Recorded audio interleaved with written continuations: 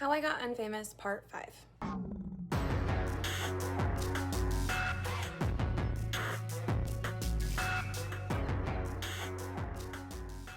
Is my 5th time recording this part of the story. The videos kept deleting, the audio kept deleting, I kept sounding stupid, and I was like, is there a reason why the universe is making this so hard for me? I had information wrong. Part of what's been good about this series is that I've reconnected with people that I used to work with. For some people that this was my first time really comparing notes. I had this all wrong, so it's gonna make me be more careful with this series moving forward because I'm realizing there were meetings I wasn't in. There were too many meetings I wasn't in.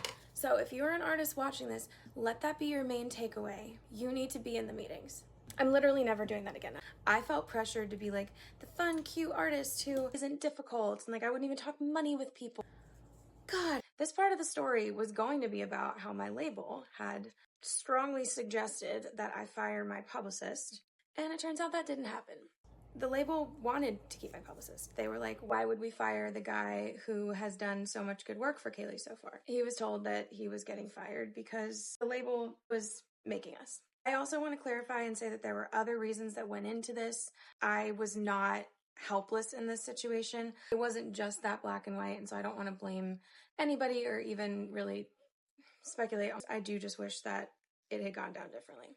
The song Amy is a publicist's nightmare. To have somebody, as it was going viral, be there for that, help deal with any potential fallout, and develop the media strategy for that, which was simply that I wasn't going to do any interviews because I didn't want to market a song completely on like this interpersonal drama. Like that was what the song was about, but there's a line. I'm not going to go in People magazine and talk shit about Amy. That's stupid. And so right before the song is released, he gets fired.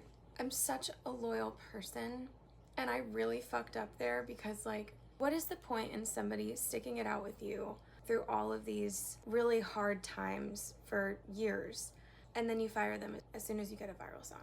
That's objectively shitty, and I am really disappointed in myself for that, and I was crying and all the other times I filmed this, but now I'm mad. I just need to get this part done. Holy shit.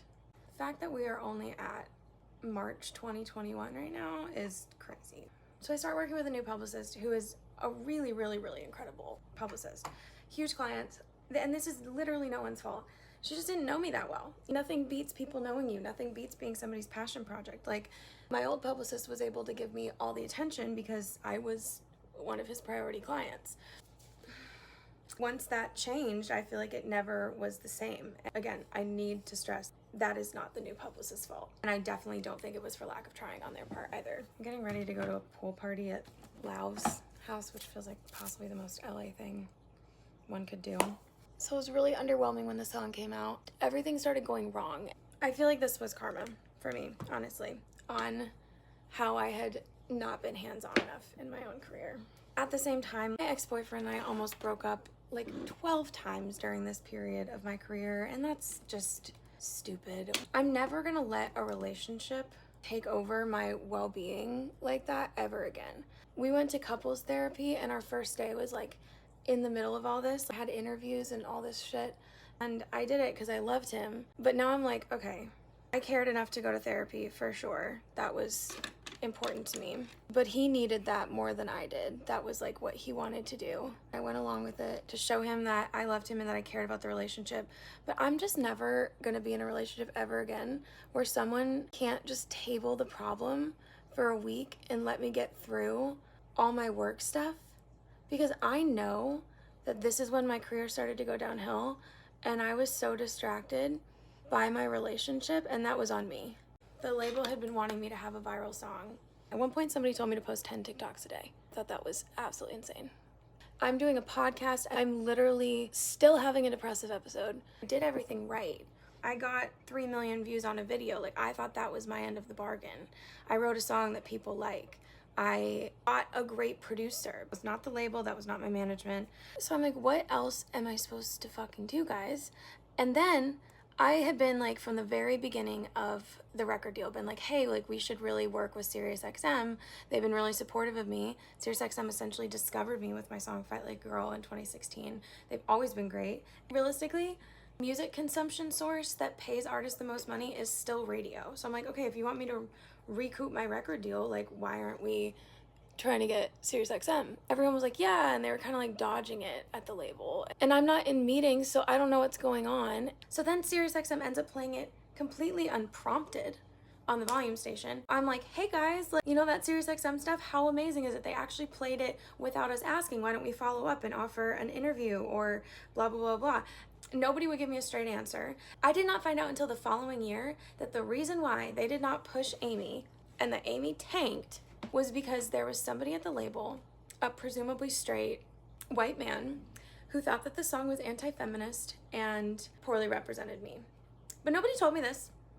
I didn't know anything about it. I'm angry because I knew that that would be something that could have changed the trajectory of the song. Here's the thing about people who work on your team at labels specifically. These are people's jobs. I understand that. I don't take it personally. I don't think that that person was like out to ruin my life.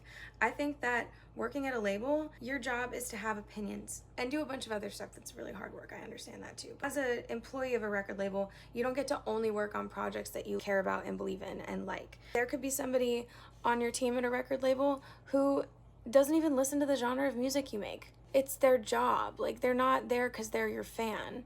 The best thing that can happen is you work with somebody who genuinely enjoys your music and understands your influences and likes you as a person, but that's not a prerequisite. Not everybody has to like me. Think about the musicians that you don't like that other people like. I think that that's part of what screwed me. And not to mention, I didn't meet anybody from my record label because I signed during COVID. I'm just gonna leave this part as what it is and then go into the EP on the next part. I'm just scared that I'm gonna keep finding out more about what happened that I didn't know already. I'm gonna proceed so carefully moving forward. I swear to God, this is gonna end up becoming called like, how did I become unfamous? Question mark, part 37. What the actual fuck?